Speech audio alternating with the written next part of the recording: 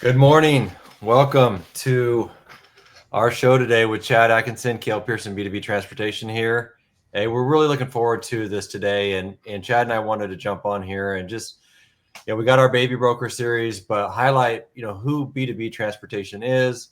We have been in business since 2004, so 20 plus years now. It's crazy to think. And we've had agents since the beginning. And there's this big push in the industry, come join our agent program. You see it a lot out there. But we just wanted to highlight, we've been doing this a long time, but also why are we different, and what are the things that we offer as an organization, and how do we work with you versus just putting arbitrary barriers. With that 20 years, one MC number the whole time. If you've been in this business more than a minute, you understand why that's important, because especially in today's fraudulent environment. So one MC number, 20 plus years. So Chad, how are we doing today? Yeah, doing great. It's almost Turkey Day, so I'm looking forward to spending some time with the family and having fun with them, and just eating some turkey. I always like the holidays this time of year. Yeah. So most important thing on your turkey, how are you cooking it? Well, I have done everything with the turkey except for the whole deep frying of a turkey, which I'm still not going to do.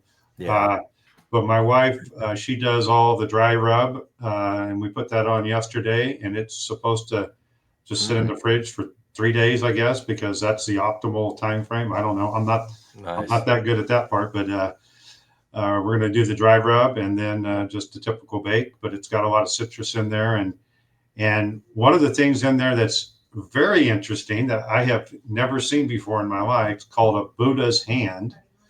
Uh, it looks kind of like maybe a dead chicken's. Oh yeah. Yeah. I think I've It's heard of a that. really really odd looking fruit or citrus, I guess. So Yeah. that's inside the turkey, so that'll be unique. Awesome. Yeah, I always Traeger mine, but we're actually going to brine it first this year. So looking forward to that. And a lot of people say, oh, it dries it out. It's like, I've never had a dry turkey. I don't overcook it. I mean, it's just paying attention to it. So, obviously, that's not why we're here to talk about recipes, but hey, it is Turkey Day, and for me, it's one of my favorite holidays. Um, but just kind of wanted to recap what we see in the market. Talk a little bit about our experiences this year. Specifically, Chad came on in April, and I think we've added on, 23 agents this year, 11 since August, and a lot of those agents, we're seeing, you know, they just need something better. They need somebody who's going to work with them.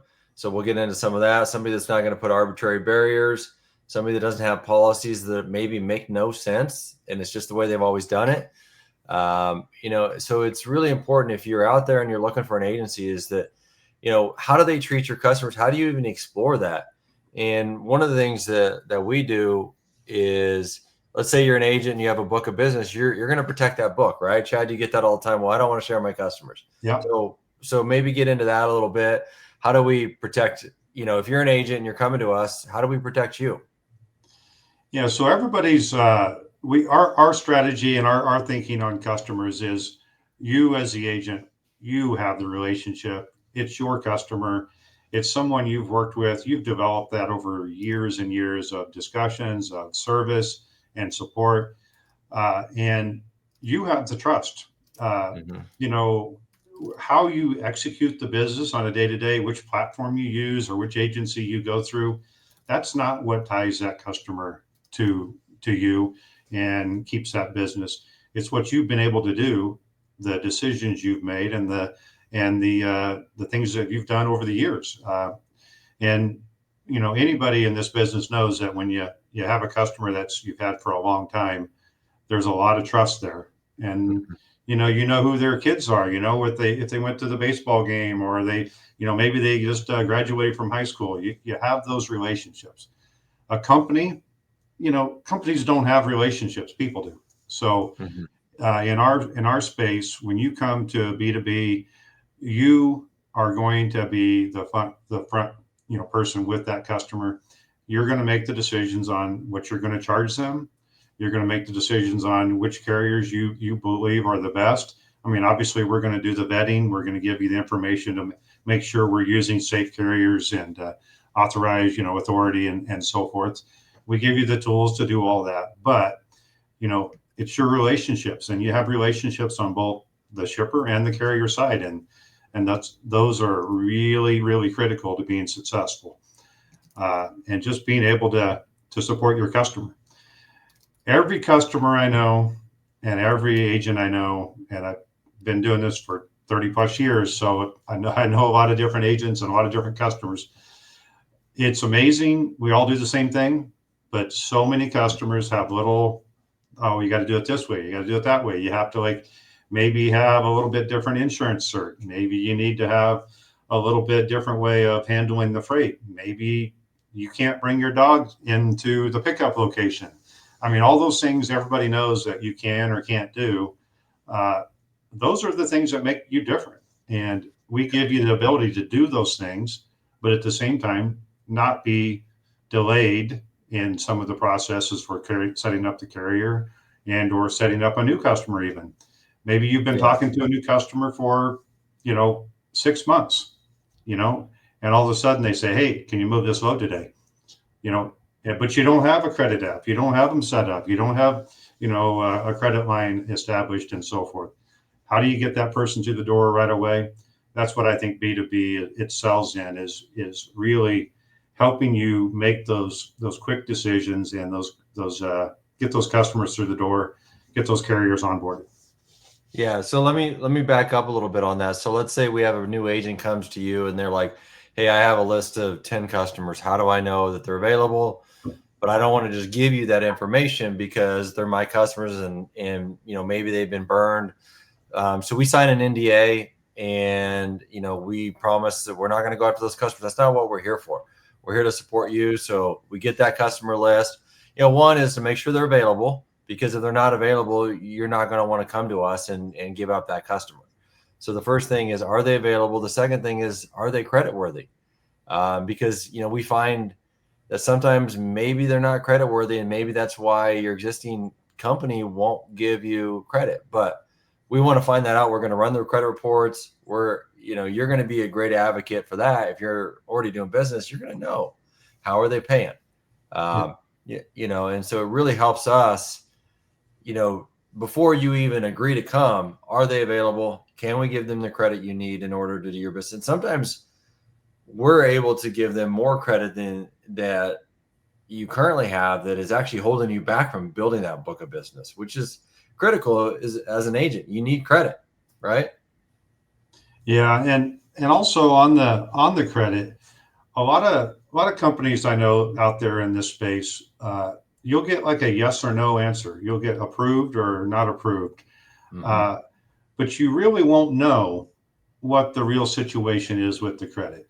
And that's one of the things that B2B we do a really nice job with is we give you the information that we know, so you really understand that customer's credit situation, because everybody in this business understands there is no, good and bad.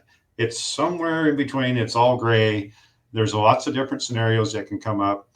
A customer can look good today, and in a month from now, they can go to bad. And, you have to look at the reasons why, what caused that. And when we see stuff, we're going to give you the information that we see so that you understand why we make a decision on credit and why we maybe need to be a little bit careful with someone, because obviously if we don't get paid, nobody's happy. Yeah. That's just handing out money through the door. Yeah. It's never good for business. Just the title, this boss broker seeking the right fit, why culture matters, and some people are probably thinking, okay, I'm not an employee. I don't care about the culture of the company. Well, I'm here to tell you, you should, because in a good culture, the people that are supporting you as an agent are going to be easier to work with. They're going to probably work harder for you because they're going to, they're happy, they enjoy their job, and they're going to find solutions. Because, if you have a company that, has a horrible culture, but you're working with them, are they really going to help you go that extra mile to vet that carrier out? or, maybe you need something after hours. Are they going to respond? First off, are they even going to respond? And secondly, are they going to be willing to help you? And, I can tell you that's why the culture matters, because if you have a great culture, it doesn't feel like work. We are working, but it's like, hey, I'm here to help each other, support, and, just really help get those customers across the finish line. I mean, nobody's perfect. I'm sure there's times that we've had to say no, or I know there is, but it's, you mentioned it earlier, Chad, is like, we share the reasons why, and just because maybe we don't give them credit, maybe their credit is horrible. Hey, we can prepay, we can do credit card, we can do ACH, we can do wire transfer, we can do all these things. If they need to move that freight bad enough and they have the funds to do it, there's a way to get it done. Yeah. So that's why culture matters in a company, because you want people that when they call you, they're in a mindset of how can I help you, versus like, oh my gosh, I got to do my job again. We've all seen that, right? Where you work with somebody at an outside company and you're just like, oh, I wish I had another alternative, but I don't. Yeah. And I had to make the decision to come to B2B. And Yeah. why did I come to B2B? I could have gone all different places. I chose to go to B2B because of the culture. Mm-hmm. The culture of B2B reminded me of when we were a lot smaller company in my previous company, and we actually had a bunch of people who really cared and really wanted to get a solution for somebody. And I can't emphasize enough how important that caring about creating a solution is way more important than following a policy or procedure that's been set in stone, that just you follow this procedure and I'm sorry, I wish I could help you, but the procedure says XYZ. And, not to say we don't have, our own policies and procedures, that we do like to do things in a standard way, but at the same time, we're looking to create a solution that works for you. And in this business, it's always gray. There's always, how do you get this done? And it's never, just, hey, this is exactly the same as the last time we did this. There's just so many variables. And when I went around and met all the people, when I was deciding whether or not to come here, I don't know how many people said, I treat this as if it's my own business. Mm-hmm.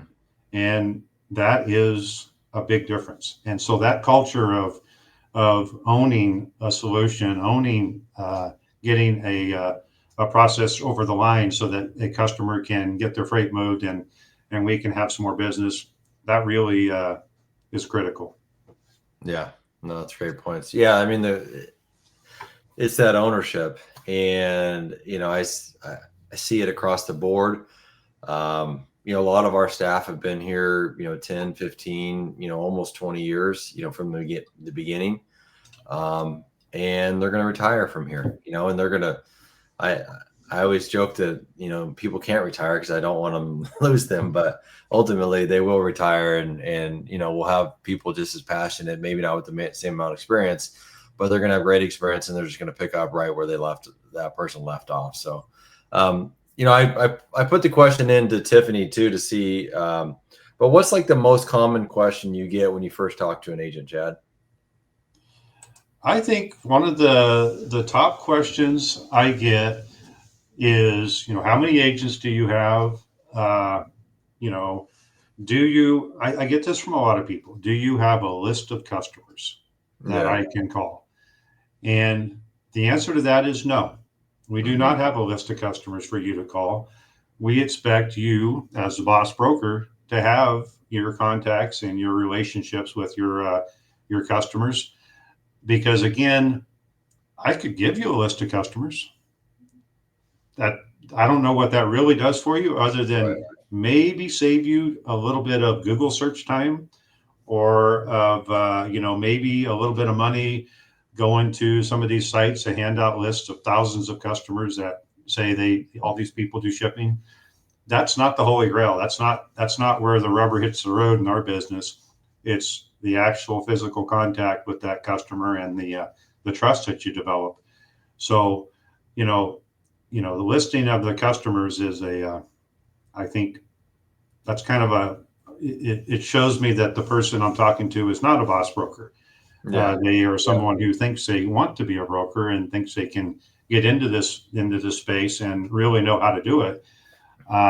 But anybody who's on this call who's a boss broker knows that it's a lot more complicated than you think it is Hmm. when you first get started. Yeah. So Tiffany commented that how many agents, which you already hit on, and then how is the back office support? And we had an agent years ago where they were chasing more split, and they went and they laughed and they quickly came back because the split was only a few points, but what the lack of service was costing them thousands of dollars a month, because even though they were getting the more percentage points. So you got to be careful if it's a high percentage, or it feels too good to be true. It probably is too good to be true. And I can tell you that our back office support is amazing. We have our agent support group email. We have multiple people on that, myself included, Chad included. So we're seeing if there's things that are happening that need attention. Unfortunately, sometimes there are, vendor issues that we don't control, but we are responding to them, say, we're working on it. We have a help ticket. Here's a way to work around those kind of things. So it's not just ghosted, even if it's maybe not fixed right away.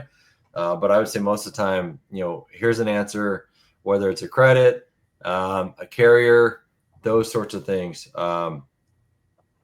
See, Tiffany added, are we perfect? Nobody is. We're human, right? But agents come first. If agents aren't successful, then we aren't successful. And I would agree with that. It's like we're doing everything we can. The moment we see an email come across or get a phone call, whether it's, day one of an agent or, 20 years, that service is going to be there. So, so if you've ever been in this business more than a couple of days and you've lost a load or a customer because you couldn't get a carrier approved or you couldn't get credit approved, we understand those frustrations. I always talk about, I look at this business as I'm the one moving the freight still, because I started on the shipper side, spent about a year and a half there, and then worked at an asset-based company for almost 13 years. And I started out in dispatch. So I have had those same frustrations, like where I started and I couldn't get credit. And I'm like, listen, I remember I signed up Owens Corning in 2007 or whatever it was. I don't remember the year. Long time ago, right? And the controller was giving me a hard time. I'm like, they're publicly traded. Go look at their information. They're huge, and so sometimes people have they're afraid that the repercussions are going to come back to them. And so I'd say that's one of the things that we really work at well here at B2B is I'm not going to come back on somebody for a policy that we have in place. We're just trying to find a way to yes. And it's not a scare tactic of a CYA, you got to protect yourself, from the big boss coming down on you. That's not the way it is. It's like, hey, we made a mistake. We learned from it. That's really, it's just removing obstacles is what I always say that my job is. It's like, let's just get to business. Let's just figure a way to yes. So, Yeah, I would add to that I see a lot of collaboration when there is a question that's a little bit out of the normal, mm-hmm. or we're trying to push an envelope or something. There's a lot of collaboration, and at B2B, when that collaboration is it's had by some of the people with the most number of years experience that there is in our company and in the industry even. Mm-hmm. So you're not having a discussion with somebody who just walked through the door and we told them how to push some buttons on an application to approve a customer or a carrier. Right. You're talking to somebody who's actually moved freight and understands the process. So that's massive. That is such a big difference, because you're not explaining the small details. You're actually talking toward a solution to the situation. So that's really, really important. Yeah. Yeah. So I want to hit on some things that we chatted about before that we changed. What does it take to be a boss broker? You have to have a great work ethic. You have to be self-motivated within that, because as an agent, you are your own boss. Like this week, for example, right? It's really easy. It's like, I'm just going to cash it in and just take the week off. And that's fine if you have coverage, or that's fine if that's the decision you make as an agent. But, I find that this week, sometimes you can make, some really great relationships with customers because you're in a position to help them. So great work ethic, obviously the experience of solving these complex problems, because let's be real, not everybody in this industry has 20 years experience, and so you might be working with somebody that is new in their role, and so you have to have the patience, and you have to, maybe they're a long-time customer but they hired somebody new, and they're trying to ask you to do something that isn't going to work, and so you've got to explain to them in a professional manner, like, hey, I understand what you're trying to do, but have you considered this? Because if we do it that way, here's the issues, here's the safety concerns. Do we want that product sitting on a truck over 5 days weekend or over a 5-day holiday? If it's prone to get moisture issues, or, if it's a flatbed load and you tarp it, it's like, it gets there and it's going to have rust, or it's going to be wet and mildewy, so just educating, and that experience that comes with it. Obviously, connections within the industry. Do you have your carrier connections? Do you know how to get things done? Sometimes it's not even carrier connection. Sometimes it's like, hey, I need a third-party warehouse, or there's an issue with one of my carriers, not on one of my loads, but I can help them, connect them with a roadside service or something. There's just so many different things. A lot of the connections, Cal. One of the things I see that's common amongst a lot of really, really good boss brokers is the fact that they have connections personally to a lot of people. Mm-hmm. And Yep. they're just the type of people that often know a whole bunch of people. And often the ones that are really successful have somehow run across a shipper who has a relationship with maybe one of their friends that they had developed a relationship with, and got introduced, face to face. Maybe there was a turkey dinner, maybe there was a ball game or something that they met at. But really, those people who are very open and are talking to a lot of people, are always connecting with a whole bunch of people, are the ones who run across more customers. Mm-hmm. And there's no getting around that personal relationship before you get business. Right. So many people try to get business before they have the relationship, and it just doesn't work that way. You have to have that relationship first. And often you may not say anything at all about transportation for weeks or months, even years with certain people. And then after you build that relationship, that discussion comes a lot easier. So, I mean, a perfect example, my brother and I, obviously have known each other since birth. And just last week, he's like, so Chad, so you can actually help me move some freight from, here to here. And I'm like, I don't know how many times I've told him what I do, but it's like, I think in my career, I've done a lot of different aspects of transportation, and I haven't necessarily been the guy behind the seat, executing freight. So I haven't really talked about that with him as too much. So, but yeah, I just aligned him with one of our agents that I just signed up, and they're going to be doing some business. So, I probably could have done that years ago. Yeah. And I know I had some conversations with him, but it just didn't click. So that whole connection thing, always be making connections. Yeah. You go on a trip, you sit at the coffee stand, or you sit at the bar and have lunch. Don't go sit at a booth all by yourself. Go up to the bar and chat with the person next to you, find out what they're about, and invariably they'll say, so what do you do? And it's just, the more people you run across and connect with, the better opportunity you're going to have to build more business. Yep. So connection. The next one was flexible. Being able to solve problems in different ways. That's the great thing about this industry is, there's not just one way to get something done. It's like going back to the connections, going back to the experience that you have, and drawing on that. and figure out, hey, I did this, project for another client. I think we could do it this way, or we just tweak it a little bit.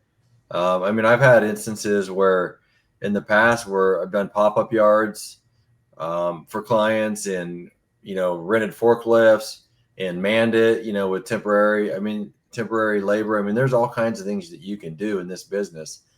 It's not just picking up the load and delivering the load. It's what services are you providing to take that off the customer that makes it so much easier for them.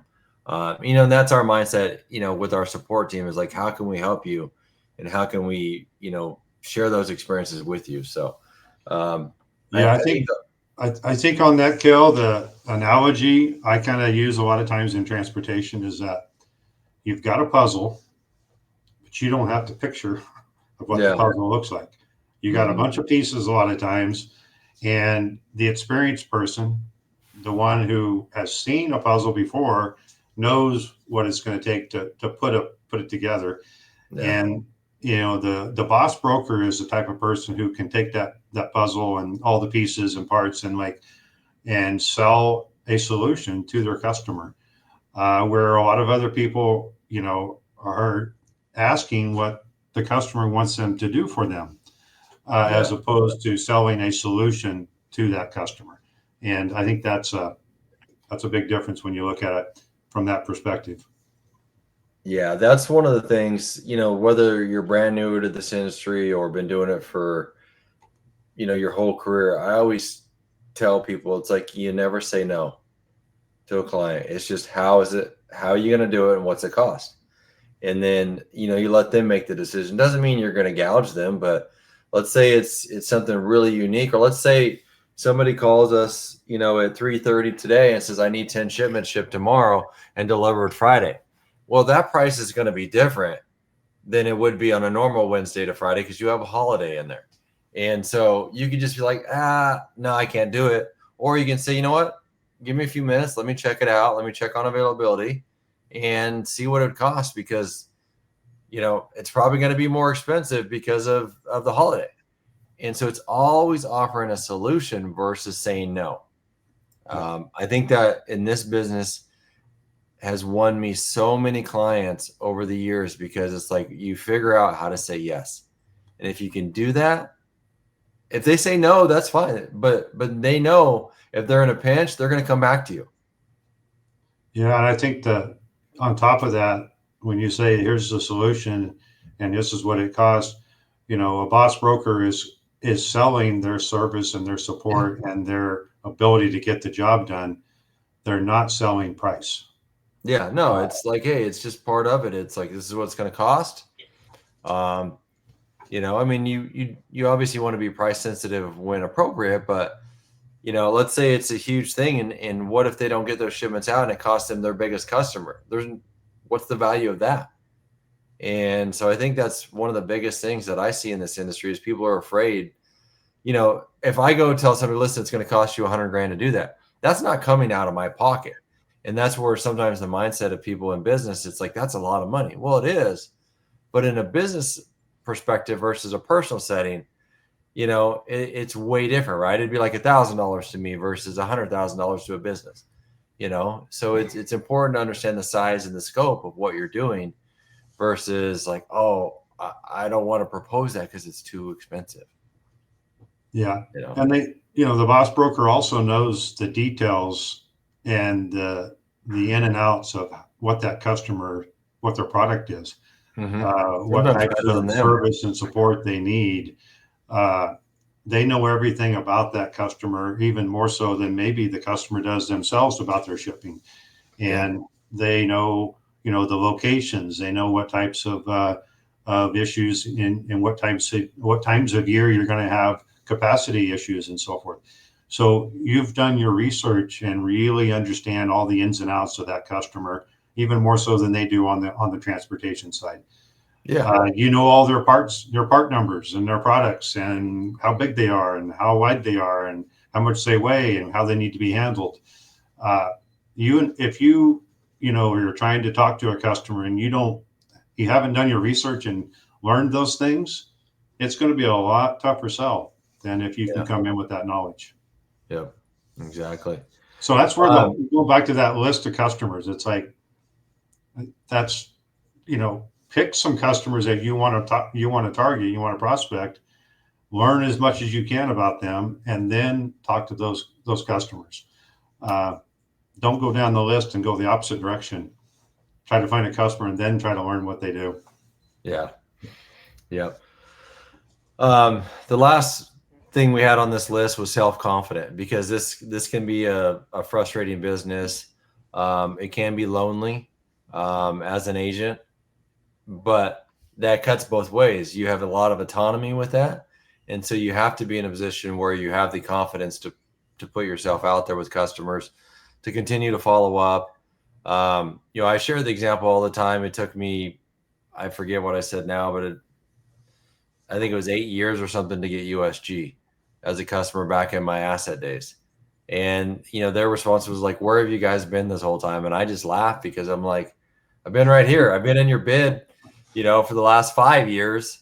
So, and I'm emailing you every 2 to 3 months, and dropping phone calls, and just staying consistent with it, because if you're a boss broker and you know that customer is a good fit for you and you're a good fit for them, the time's going to pass anyway. So why not continue to stay? Doesn't mean you call them every day and hound them and be annoying, but you're showing ways that you could provide value through that. And I think in today's age, with all the technology we have, that's an easier sell. Like, you could do a quick video of a job site you're at and say, "Hey, we're at this job site, Mr. Customer." And it made me think of you, because, here's the challenges we saw. Have you ever had these sorts of challenges with the vendors that you work with? And just leave it at that. You might not get a response, but when they have that challenge, guess who's going to pop into their mind? You, because you sent the video. So, anything else on what you think a boss broker needs to have? We listed work ethic, experience, connections, flexibility, and being self-confident. Anything else jumps to your mind? You know, with the work ethic, I didn't comment on that one. I think it is just, it's so common when I look at high performing brokers that, their work ethic is just phenomenal. Yeah, unparalleled. But they also, the ones that are really successful, and they're successful over decades, are the ones that have figured out how to be work hard, but also how to have that work life balance and spend the time with their family, uh, have the ability to see their kids, events, and just live, a life that is enjoyable for them and their family. Uh, and sure, they work hard. They work really hard, and their phones are always available, you know, or the ones that are super successful have been able to develop teams, Mm-hmm. and they replace themselves. Yeah. I say this all the time: always, always, always replace yourself. Yeah. Uh, Whatever you do well, find somebody that you can train how to do that in the same manner, and then you can go on and do other things that give you mobility and grow your business. So the ones I think that really have that figured out, end up with teams of people that are doing things that they used to do themselves, but they no longer have to do, and that gives Well, you the autonomy to really really grow your business. yeah, I did a video a while. It's been a couple months now, but I talk about that is, um, you know, delegate what you hate. I think that's the thing too, is like, if you hate doing check calls and you're to the position where you're doing 10 loads a day as an agent, hire the person. You start on the track and trace, because you don't want to start and give them the sales, because that's what you're good at. And so you stay in that lane of, like, just maximizing your time of that FaceTime with those customers, and bringing on new, and servicing them. But delegate what you hate. If you're not good at it, you're probably not going to have the passion that somebody loves that. They love the follow up, and they love, the predictable nature of what they're going to do on any given day. Whereas, you're an entrepreneur, really, as a freight agent. You like that spontaneity, and you like the challenges. And so if you delegate that piece that you hate, it allows you to focus on building your business and your brand a lot more. So, Great point. You know, one thing we didn't add to our list, but I think I just thought about it, is boss brokers are very good at doing the same processes, procedures, and so forth, over time, repetitively, and handling the things like that. But the ones that I think really excel are the ones that when they see a solution or an opportunity that does help them improve their overall business, they're not afraid to make that change. Uh, Many people in our industry are really hesitant to make any changes. They're fearful of change, and Mhm. it's due to a lot of things. And it's some of it is real. Customers a lot of times don't like change. Carriers don't like change. Everybody likes just the status quo, keep things going the same way it has been. But when you are not in the culture that fits you and fits your business and fits your desire to grow, then it is time to think about, a change. And is it easy? No, no. Old dogs, new tricks, all that stuff, not necessarily the easiest thing to do. But I can tell you from just recent experience with working with some old dogs and new tricks that they are as happy as can be that they actually went through that process. And so I think the boss brokers know when to say, I need to change. Yeah. I think that's my takeaway on that. Well, and I think that's a great point. I know you're kind of alluding to the agent that we just brought on in November, which you've known a long time and was kind of in a place where maybe a little burnout because of the red tape that they were dealing with, and just the inability to get things done. And now they're with us, and they're like their numbers have increased dramatically just in a short amount of time because they're excited to go to work and they're motivated because we're working with them to build their business versus just saying no, that doesn't work, or we need this, or whatever it is. We're really helping find that way to yes and bring that business in the door versus telling them why they can't do it or why it's going to take time. So it's important. Nobody wants to go to work and be demotivated, right? Are you going to do your best work if you're demotivated? No. Um, but if you're motivated, then it doesn't feel like work. We all have those hobbies that we're passionate about, and we can spend all day talking about them or doing them. And if you truly enjoy working and making a good living, work can fall into that too if you're aligned with the right people. So, I challenge anybody that's listening to this, if give Chad a call. His email's right there on the screen. Set up a time. I'm everywhere on socials. You can reach out to me. Just have a conversation because maybe today's not the day, but maybe in 6 months something happens and you need a new home.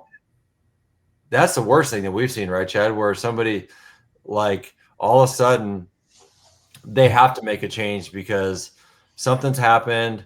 Their customers are getting stolen. Yep. Their credit's getting squashed. I mean, what are some of the examples that you've seen as well in that regard? Yeah. So what I would say, and I just let people know that should always have a backup plan. Yeah. Everybody should have Unless a they work for us solution. because they don't need one. Exactly. But everybody, there's no guarantees in life. There's absolutely no guarantees. If you're an employee and you've been doing this forever, I don't know how many companies I've seen this year go out of business. It's like Mhm. all of a sudden you say, hey, I got this company meeting. You guys all need to be there, and you're gone. You're done. So your guarantees are just not there. So always have that backup plan, in your head as to what you can do, and always keep your options open as to where you can work and what you can do moving forward. Avoid trying to sign up for long-term agreements that prevent you from doing what you do best and working with the customers that you have. Uh, but if you're in one of those situations, start developing a plan to get out of that so you can actually, control your own destiny. Yeah. Uh, and I think, in our space, a lot of people, like Kel said, they wait and they wait until something bad happens. But those same people have been worried about that something bad happening for years. Yeah. Uh, so make sure you are proactively doing something to make your transition when something bad does happen, a possibility.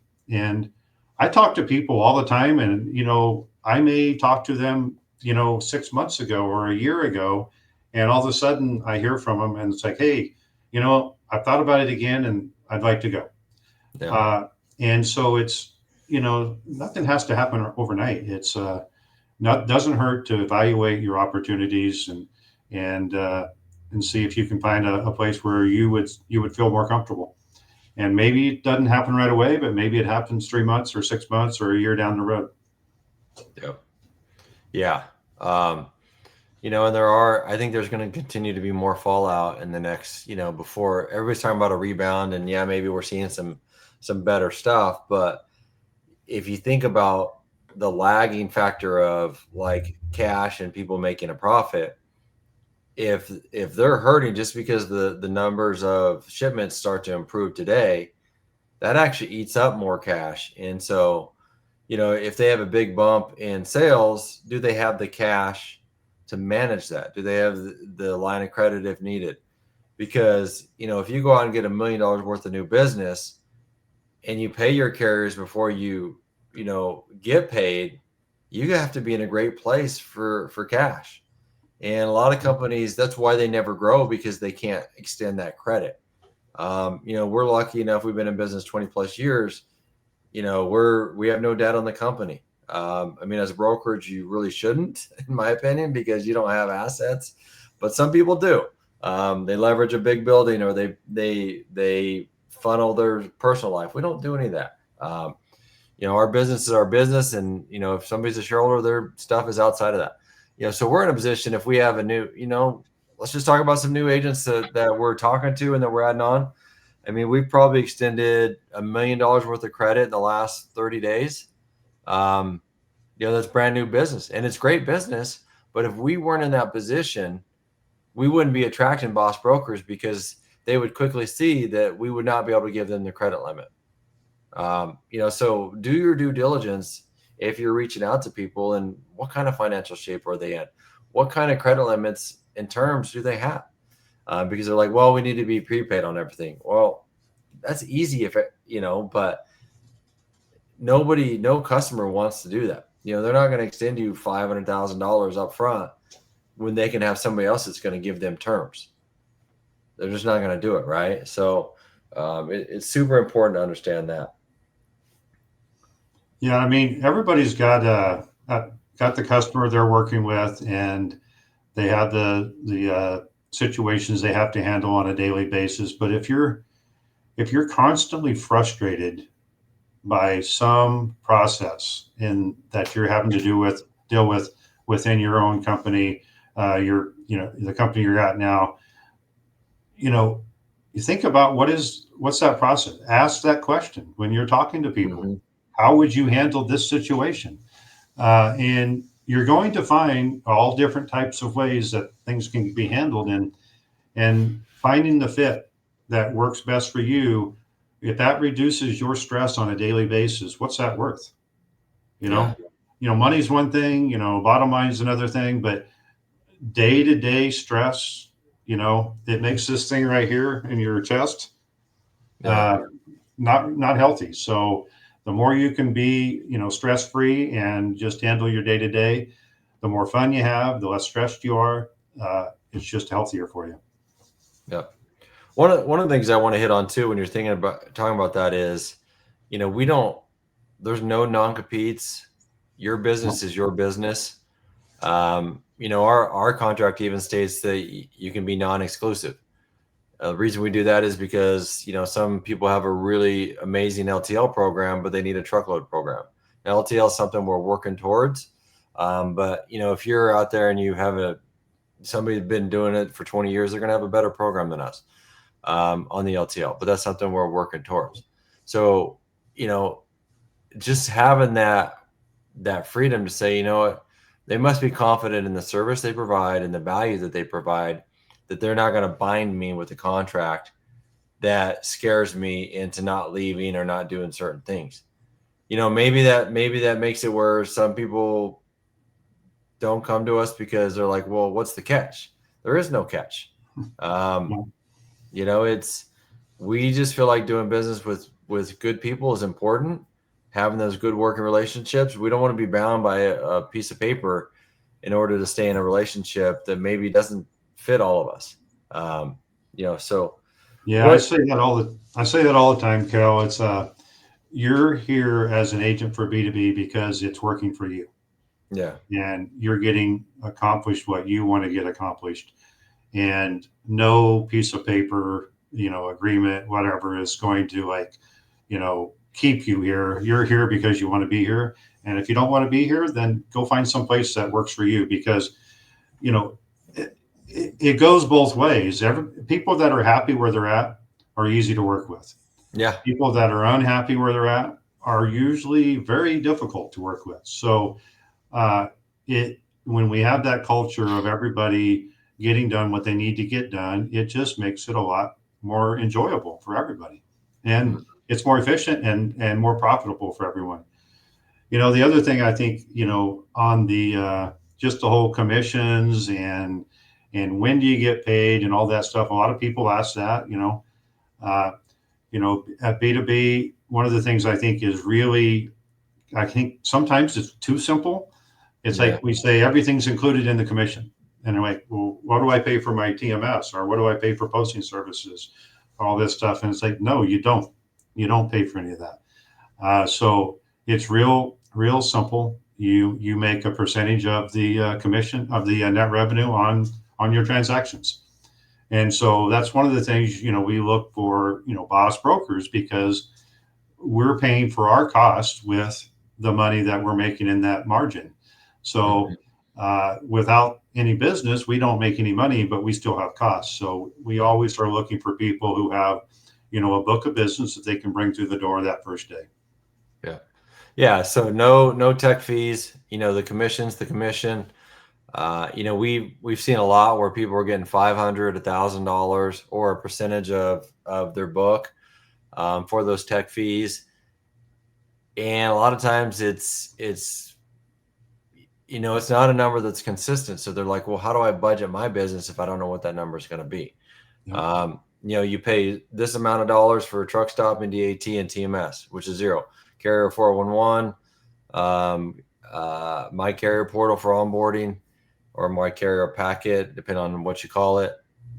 All that is included, and we're here to make it as streamlined as possible. Another thing that's huge is you get paid every Friday for the previous week's deliveries. So if you're an agent, let's say you go somewhere and you're getting paid on maybe invoice or maybe even on collected, well, depending on how good your back office is, you know, they might not be aligned with getting that money through the door as quickly as you want to, because that's the bulk of your revenue. So, so let's say you deliver a load last Friday, you're getting paid this Friday on it. I mean, it's pretty simple. We're going to make sure that they're creditworthy on the front end. We're going to make sure the carrier's good on the front end. We're going to do all that stuff on the front end, not on the back end, so that you can focus on moving freight and, putting money to the bottom line, because that's how we all make money. So we're aligning our goals with your goal as a boss broker. And, if you think about, I always use the example in one of my offices in the past, I actually had a picture of like a rowing, like a crew, for rowing. And I just talk about, when you're in that kind of a sport, you have to have such a cadence that you're in lockstep with each other, right? Because you're hitting the water at the same time, the oars, right? And if somebody's, I always call it just being an asshole and sticks their oar in the water just to do it, that messes up the whole team. We don't have that. We're looking at, how do we build that cadence? How do we make sure that, we're all aligned? Because that's the goal, really. Yeah. So So, Kel, maybe we should talk a little bit about kind of the onboarding process for people, kind of what yeah, that looks like. Does that sound yep, like a yep. good transition? Yeah, go ahead. Okay. I think my dog's gonna bark, so I'm having my wife grab it. Oh, so, a lot of times we talked a little bit about at the very beginning. People have a list of customers that they want to work, and when we do our onboarding analysis and discussions, we will sign an NDA to protect that information for you, and we will look at those customers. We will make sure that they, are customers that no one else in our system is working, because in our platform we don't let two agents or two different offices work on the same business. If it's a ordering customer, obviously if you have some of these customers where there's one billing location and a whole bunch of ordering locations, and that's a little bit different. We let those be worked by different people. But every time we look at those customers, you're going to have when you do an onboarding, you're going to know 100% whether that is your customer. You can work with it. You're also going to know what we feel is a soft credit check look on that. We don't do a full credit check until we get the credit apps and so forth, but we will do a soft check. So you're going to know, up front, this customer is good to go, and we have this much credit that I can work, and that's going to be your starting point as onboarding. We also, as we get closer to an onboarding, we often get a list of the carriers that the agents want to use and have used repetitively. We verify that those are all set up in our system ahead of time, and that they're able to be used right away. The TMS, we log in with you. We make sure your local system's all set up, and you can actually do all the feature functions. Everything looks the same. We walk you through how to do those processes in a test system where you can play as much as you want to play until you're comfortable, and enter some loads and ask some questions about, oh, how do I do this? Maybe it's a multi-pick, multi-drop. Maybe I have to have, these notes to get added to the invoices, or et cetera, et cetera. All of those things can be figured out ahead of time, so that when the day you want to really get started, you're able to hit the ground running and know exactly what you're doing, and not be kind of, oh, how do I do this in the TMS?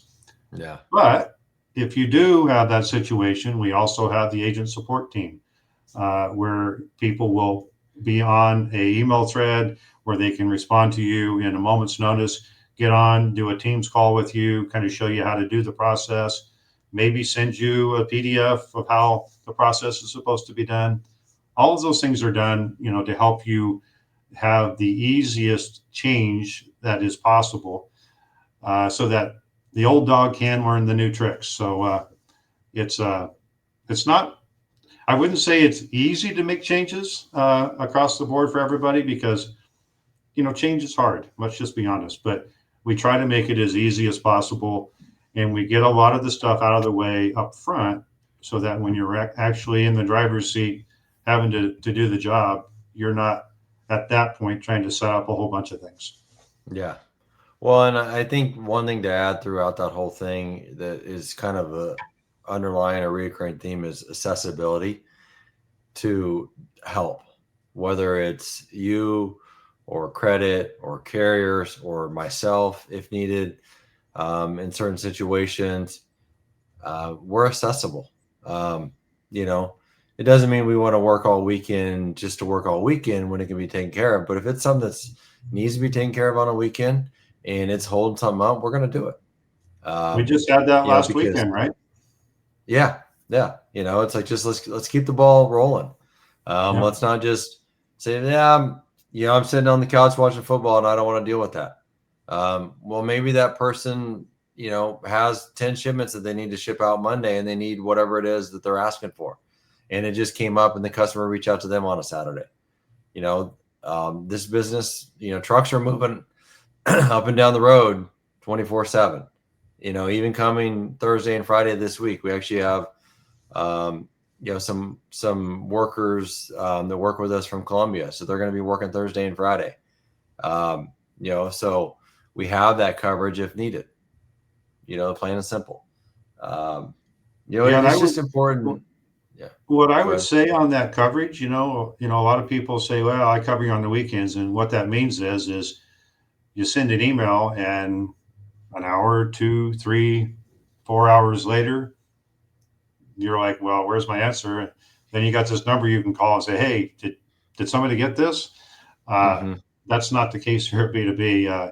You send an email to the after hours call number, or you call that number, you're going to get somebody that's going to answer you in a reasonable time frame.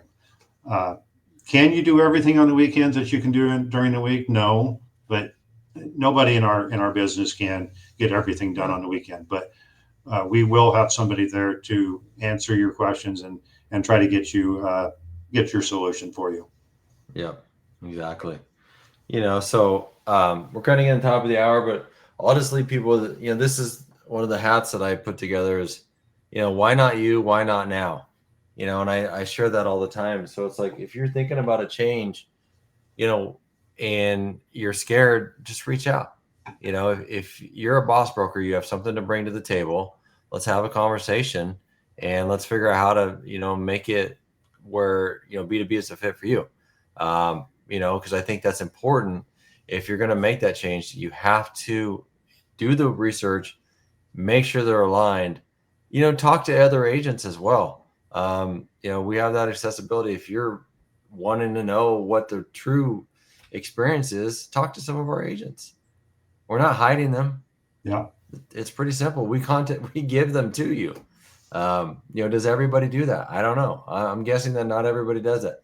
Because I know, like, when I'm trying to get on with certain vendors and I ask for referrals or recommendations, they say, well, we protect our customers, privacy. Well, if they were really a great customer, wouldn't they want to tell me about your product? So that's immediate red flag for me. So Yeah, I for sure have agents that have signed up this year that are really willing and helpful and want to talk to new people. So happy to offer that, as an opportunity. Uh, it's when you find something that works, you're kind of excited about it, and mm-hmm. you kind of want to tell other people about it. And I think that's important. What I say to a lot of people is, why do you want to do what you do for less than you Right. are today? Why do you want to be less effective than you could be? Because less effective means less money, Yep. less bottom line, or less, quality of life, or all of this stuff. It's like, why not try to do something as efficiently and effective as you can, make the most money in the least amount of time and the least amount of effort? That's, I think in our business, it's there's a lot of work. There's a lot of things that have to happen to be successful, and try to minimize that stuff.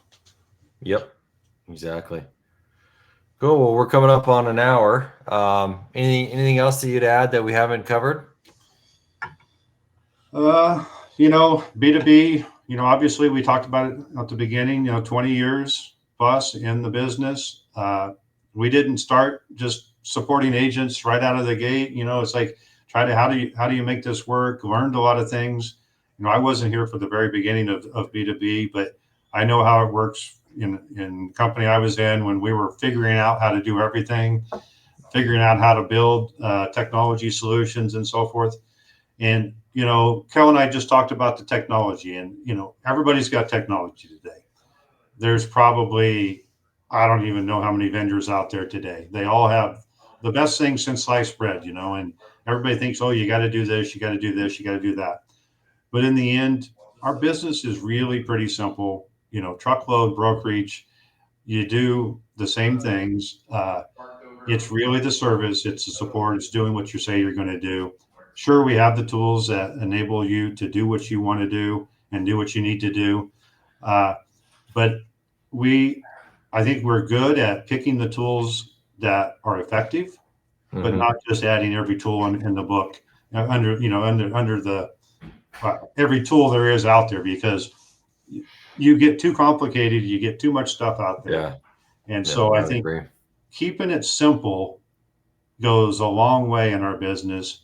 And I have heard that, from a number of the new agents. It's like, oh, that's it? I'm done? Yes. It's Yeah. not really We that want to keep complicated. it easy. Mm-hmm. Yeah. Great point. So yeah, 24 is ending, 25 is going to be here. Everybody's talking about the rebound, so I put yourself and align yourself, especially if your business is going to grow. and you're leaving money on the table because of tech fees or the margin split, make that change now, in December, as because next week's December, and be ready in January to hit the ground running and make 25 a great year.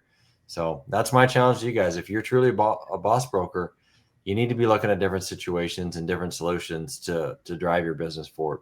And we're here for that. So Yeah, I've been very busy this month talking to a lot of people because I think people do utilize this time of year where mhm, things are, a little bit slower in the brokerage space, to really do some evaluations of what they could do.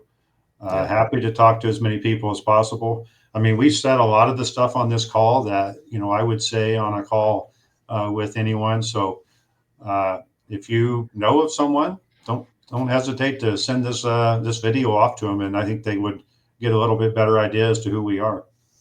yep, easy peasy. So cool. Well, appreciate everybody joining. Stay tuned. Hit us up. You know how to get us on the socials, website, LinkedIn, YouTube. Give us a follow if you haven't already. So appreciate everybody tuning in.